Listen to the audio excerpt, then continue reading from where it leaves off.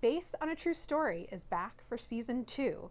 Given the events of season 1, were you surprised to see where the story went? I was very surprised to see where the story went, and I guess that's the whole point, right? You don't want to give an audience what they know. You want to be ahead of them in terms of the storyline. So yeah, I was very, very surprised, but I really loved it. We have a new creative team, new writers, new showrunner, and they wanted to make their stamp on it, and they really have. So it was exciting to. I mean, it just picks up. Not where you expect it to kind of pick up from season 1, and I really like that. I thought this is going to be fun. Yeah, and the concept of a sober serial killer is an intriguing one. Mm-hmm. You know, what made you so excited to play Matt's arc this season? I think that. I mean, a sober serial killer, it almost sounds like an oxymoron, doesn't it? Because neither should go together. But I think the whole tone of the show, that's what intrigued me so much about it. I thought I'd never read anything like it. I'd never seen anything like it. And to put a darkly comic spin on a very troubling subject matter, really interested me. That sort of fine line between like what are we saying here and how are we saying it. And I think the idea of doing the most unexpected thing, so going, right, here is a person who does this awful thing and kills people.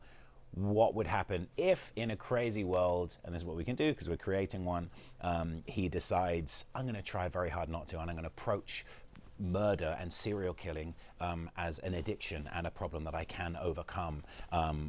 Who would ever think that that would be a narrative in a show? One of the most interesting relationships on the show to me is Matt and Nathan. You know, what was it like crafting that dynamic with Chris Messina?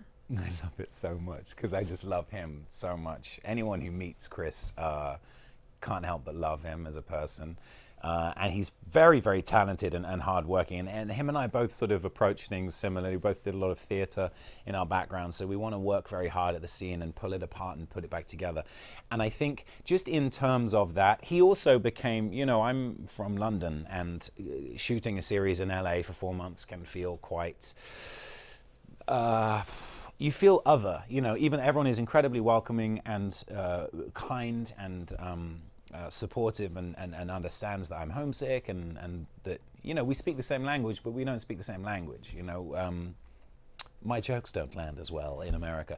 But Chris was so beautiful. He like took me into his family home and watched the Super Bowl together. And through that, you sort of really bond together. And I think what happened was the showrunners saw how close we were and thought, we can lean into that. And to your first question, like, it's ridiculous that this sort of bumbling, nervous father now in season 2, who is totally out of his depth in so many situations, has befriended this serial killer and this man who thinks totally differently and forces him to do things outside of his comfort zone.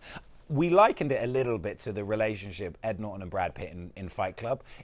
Very, very different, and ours is hugely comedic, but that tone of like two people, they shouldn't really be spending time together, and their influences on each other, but really I'm leading him astray. It's incredibly fun to play, and he leans into it, and yeah, it's really fun.